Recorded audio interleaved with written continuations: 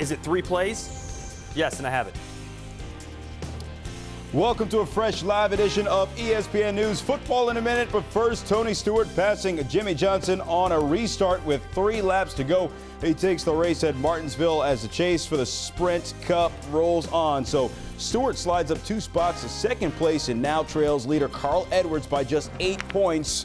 We'll have the full highlights and hear from Tony a little later.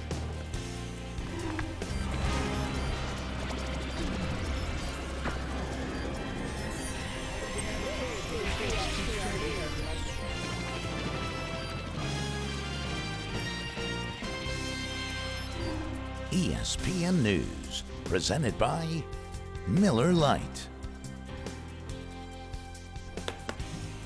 Goons, goblins, and a healthy serving of football. Happy Halloween weekend. Don Bell alongside Todd Grisham. That man, former Super Bowl champion Antonio Pierce, here to serve up some treats for us. And of course, we start in Pittsburgh. Yeah, the Steelers hosting the Patriots, and the odds that one of these 2 teams will make it to the Super Bowl pretty darn good. 7 of the last 10 Super Bowls have featured either New England or Pittsburgh. Here we go. We're inside 3 minutes, second quarter. Steelers up 10-7. Roethlisberger finds Antonio Brown, who dives in and gets a touchdown. Too much time right there for Big Ben. You ever give a quarterback that much time, they'll find open receivers. Tom Brady had no time, but still managed to hit Aaron Hernandez, so it's 23-17. Final seconds now, a long way to go, and not much time to get there. Brady looking, and the ball's knocked out of his paw. The Steelers punch it towards the end zone. Smart play, and eventually it's recovered for a safety. Very smart play. Heads-up play by Troy Polamalu, knowing that, what the ref? Maybe the refs call a flag, maybe not. They didn't. You get the safety. Well, entering this game, New England's offense led the NFL, but today, Patriots quarterback Tom Brady held to only 198 yards by the Steelers' D. Great job by the Steelers. They were flying around, did a good job as far as taking away Wes Walker and the big plays of that Patriots offense. So now the Steelers have beaten the Patriots. They haven't done that too many times. 6-1 the Patriots were against the Steelers heading into this game with Tom Brady as quarterback. Are the Steelers now the team to beat in the AFC in your opinion? I think it's a toss-up given any Sunday which team's going to come out. You got the Baltimore Ravens right there. And don't forget, you still got the San Diego Chargers. I know they might not be too exciting for a lot of teams, but they can go out there, they can score points, Phillip Rivers. But when the Pittsburgh Steelers, when they get healthy, when they get all those linebackers back and play the way they play today, they probably will be the top team. Yeah, let's not forget about the Ravens as well. They were fantastic in week 1. So that matchup features 2 of the best quarterbacks in the NFL. How about another one featuring a guy a lot of people are paying attention to? We're talking about Tim Tebow, the Broncos taking on the Lions, and here we are in Denver. Tebow doing his Tebow thing. Tebowing is now a verb, by the way. First quarter, Lions in Bronco territory, down 3-0 Stafford. Matt Stafford, shotgun, looking for a wide open Titus Young. What happened there? I don't know if you call that wide open or just flat out open. I mean, somebody obviously blew the coverage right there. The safety jumping the shorter route. Got a guy behind him. That's Brian Dawkins playing safety there. He's going to be a Hall of Famer someday. Lions take a 7-3 lead. Third quarter, Broncos down 24-3. 2nd and 9 for Tebow. Pocket closes. And how about that? Cliff Averill will make it a defensive play right there. Lions now up 31-3. Still in the third, same score, 1st and 10 for Detroit. Broncos jumping offside, and Stafford all balling with Calvin Johnson. How good is Calvin Johnson? Well, to me, Champ Bailey is still one of the best corners in the National Football League, and as you can see right there, he was toying with him. Yeah, just a little bit. And the Lions, the spank was officially on. They went 45-10, and Tim Tebow, once again, he had some issues. 18 of 39 passing, 172 yards, a touchdown, and that interception. And of course, we'll have to hear what the word is coming out of Denver now that Tebow suffered that kind of, what kind of loss would you call that? That was ugly. That was flat out ugly. Obviously, from the defensive standpoint, they couldn't stop nobody. The Denver Broncos, the Lions were up and down the field, and Tim Tebow had another bad outing. You got to give John Elway and John Fox credit. They went with Cal Orton. He had 5 games. Now Tebow is in his 2nd game. Not so good, even though he's 1-1. but not a lot of offensive production. Tebow sacked, by the way, 13 times over the last 2 games, so having an and that's on him, though, as well. The ball out. That's on him. He's holding the ball a little too long. Well, let's talk about a quarterback who's had a little bit more success than Tim Tebow, Tom Brady, who just stepped to the podium moments ago.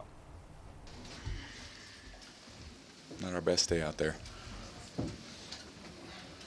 Steve, you specifically have had such success here at Pittsburgh. Your numbers are just outrageous. Was there something that they did differently or something you guys did differently? Was there a difference maker there tonight? Well, we just didn't execute very well on offense. I don't think we complemented our defense very well.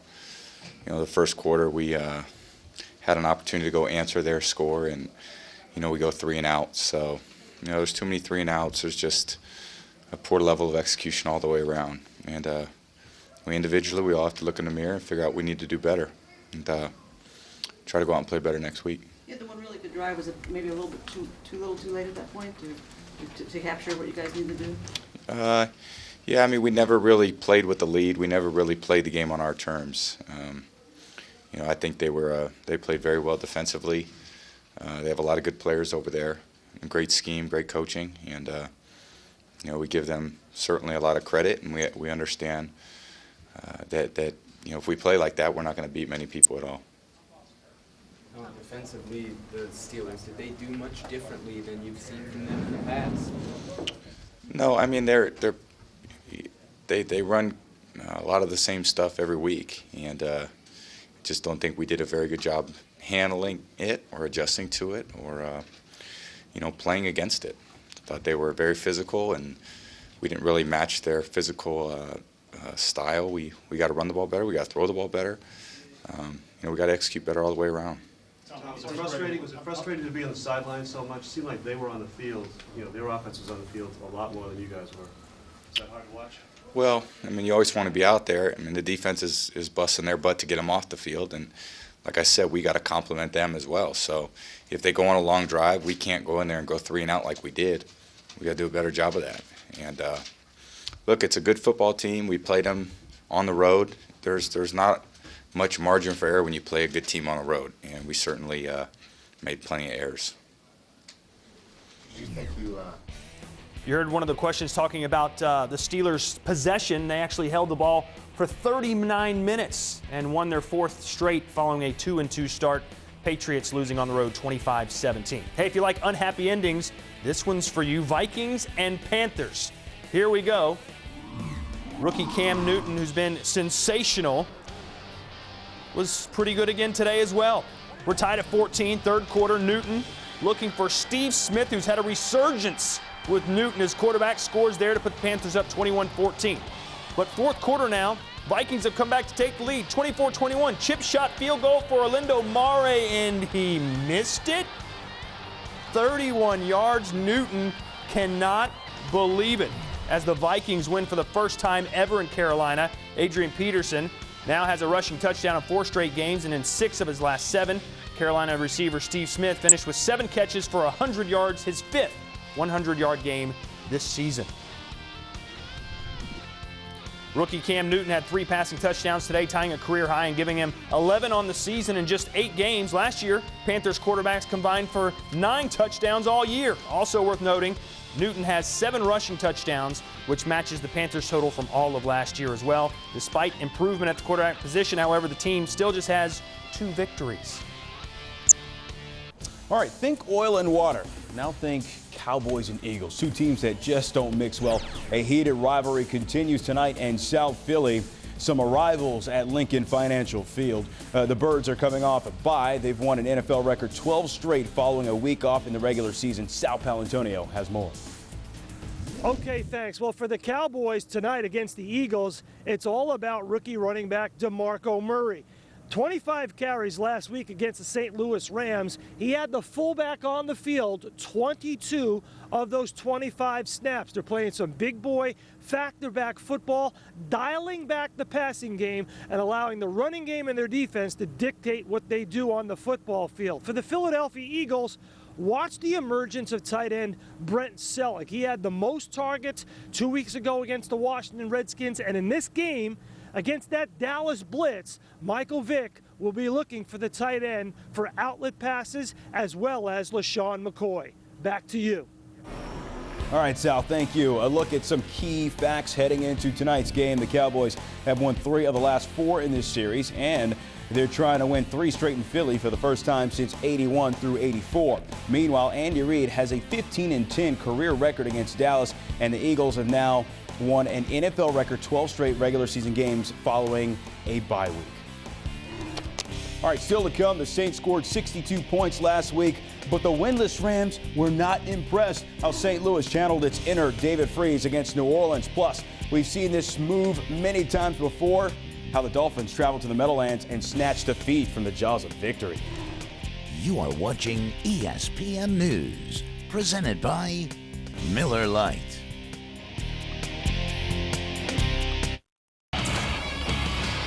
I'm Max Bredos. Coming up tomorrow on SportsCenter, Week 8 of the NFL. Chris Berman and Tom Jackson break down all the key games, including the clash of the AFC's best, Pittsburgh and New England. The Andrew Luck sweepstakes heating up. Who has the inside track at landing the Stanford quarterback? The league's top-ranked rushing attack faces the league's top-ranked rush defense. Who will come out on top in Philadelphia? The latest on the NBA lockout and whether a resolution is in sight, plus the night on ice. Tomorrow on SportsCenter.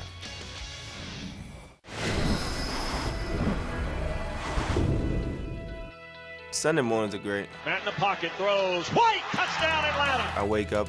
I actually have Waffle House early in the morning. Kind of gets me going. Yes, sir. Back line for the Pro Bowler, Roddy White. And I'm off to the stadium, and I'm listening to music, preferably Tupac. Roddy White crossing. Touchdown, left side. And once I get to the stadium, I'm locked in, I'm loaded, and ready to go.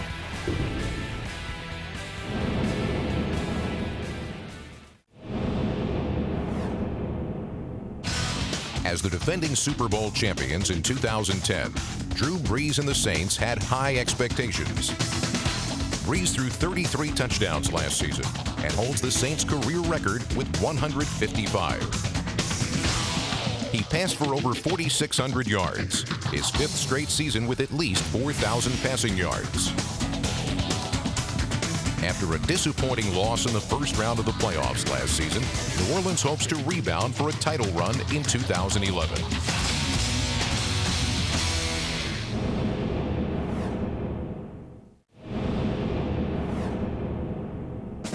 After 9 years with the Dallas Cowboys, Jason Witten's 2010 performance proved he still has the energy and athleticism of a rookie. His 94 receptions and 9 touchdowns led the Cowboys, and he accumulated over 1,000 yards receiving while earning his 7th consecutive Pro Bowl nod. With Tony Romo back from injury, look for Witten to have another All-Pro year and help the Cowboys back to the playoffs.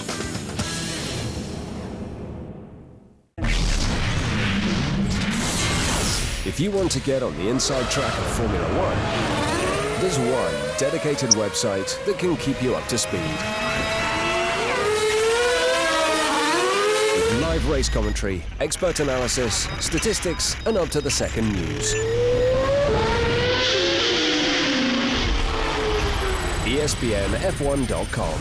Online or download the app now. ESPN News is presented by Triple Hops Brewed Miller Lite. Taste greatness. Don Bell, Todd Grisham, Antonio Pierce with you. It's almost Halloween. Some teams still looking for their first treat of the season. St. Louis, home of the world champion Cardinals, but the Rams are hosting the Saints and looking for their first win. There's Sean Payton in the booth, and there's Tony La Russa. Like Cash. In a Rams uniform. A fourth quarter now, Rams up 24-10. Drew Brees having his issues on this day, Antonio. Darian Stewart doing the duty, 27-yard return. Rams beat the Saints 31-21. Tell you what, the Rams, Coach Spags dialed up the blitz. Chris Long had a career day, 3 sacks. They pressured Drew Brees throughout the game. If you want to beat the team, you got to take the head off the cap. And that will be Drew Brees. Now, in the loss, Brees extends his streak for throwing a touchdown past the 35 games, the second longest in NFL history.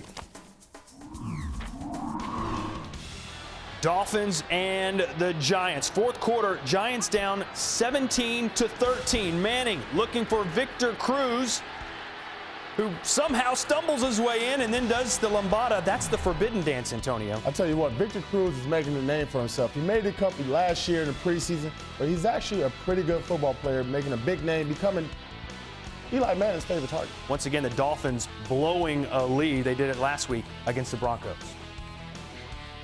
If my team plays like that in the locker room over there, okay, you know, we're going to win games. And you know, I believe it. I believe in the group in there. Hey, you know, any of that other stuff is not relevant. I mean, I'm going to go back to work tomorrow just like I always do, and I'm going to get ready to play the Kansas City Chiefs. Tony Sparano certainly on the hot seat. Bill Cowher announced today that he has not been contacted by Miami and does not plan on coaching next year. The Dolphins fall to 0-7 with their loss on Sunday, but they had their chances to break into the win column 3 times this season. Miami's let fourth-quarter leads slip away, including each of the last 2 weeks against the Broncos and the Giants. Colts and Titans last week, they lost by a combined total of 89 points.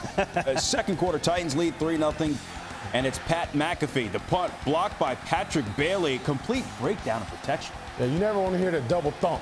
Bump, bump. That normally means something bad just happened. And something awful just happened right there. And in fact, something as awful has happened all season long for the Colts. They go down 27-10. The Colts fall to 0-8 for the first time since starting 0-10 in '97, the year before Peyton Manning showed up. Meanwhile, the Titans win, but Chris Johnson gains 34 yards on 14 carries. It's the 4th time he's been held under 35 this season. That matches his total from 2008 to 2010. After the game, CJ Bowman.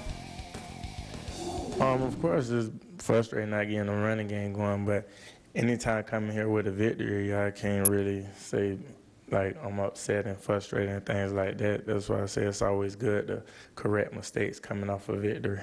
It's just a situation where I know it's something that we have to get fixed and something that we're going to have to get going if we want to continue to win and make the playoffs and continue to go on. If our goal is to win the Super Bowl, and if those things are our goal, it's something that we really going to have to get fixed.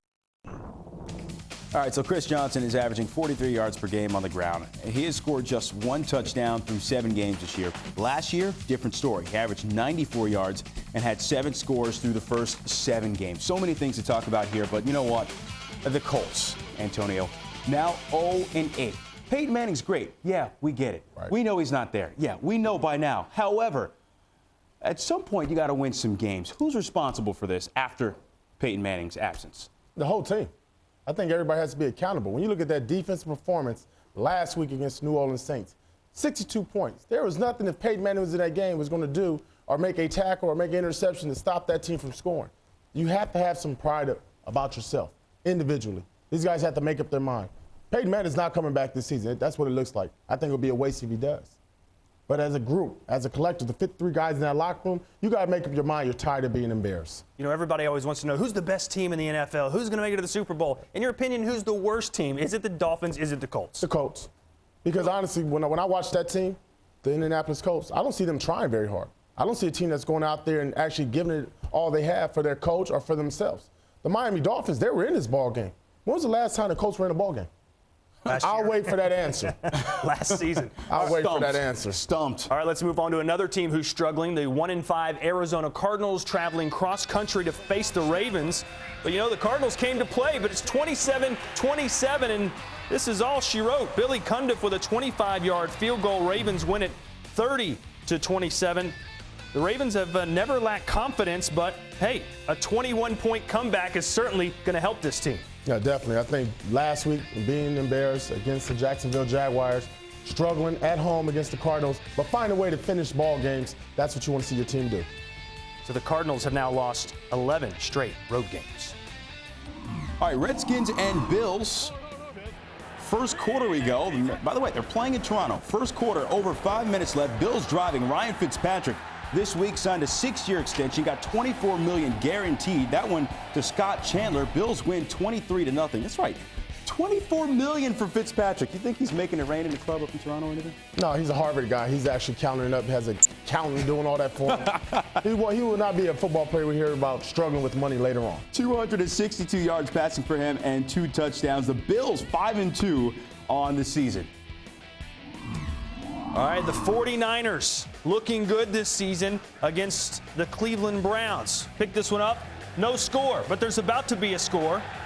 And his last name rhymes with score. Frank Gore. He's turned things around after a slow start.